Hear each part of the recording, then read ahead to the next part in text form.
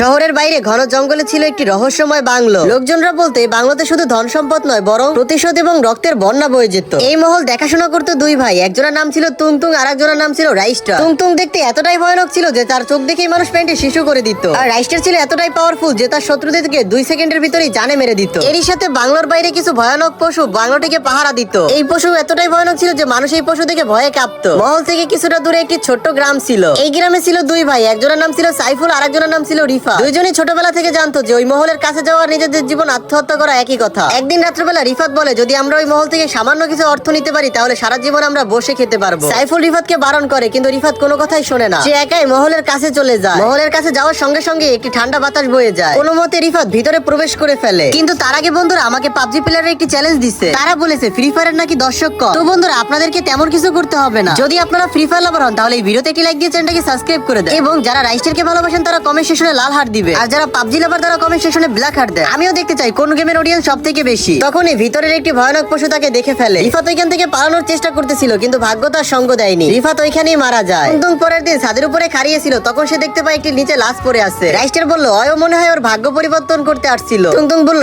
এরপর থেকে যেই বাংলা ধরবে তার সঙ্গে সঙ্গে মৃত্যু হয়ে যাবে। রাইস্টার লাশটিকে নিয়ে এসে গ্রামে ফেলে দিয়ে যায়। সাইফুল রিফাতের লাশ দেখে অনেকটাই ভেঙে পড়ে। এরপরে সে রিফাতকে দাফন করে দেয়। এখন সাইফুলের মধ্যে কোনো ভয় ছিল না, শুধু প্রতিশোধের আগুন জ্বলতেছিল। সাইফুল বলল হয়তো আমি এই মহলে সত্যটা বের করবো, না হলে এই মহল লুট করে আমি আমার ভবিষ্যৎ বদলে ফেলবো। তো বন্ধুরা এরপরে ঘটে যায় এক ভয়ানক কাণ্ড, সেটা দেখার জন্য চ্যানেলটিকে সাবস্ক্রাইব করে পার্ট 2 কমেন্ট করো।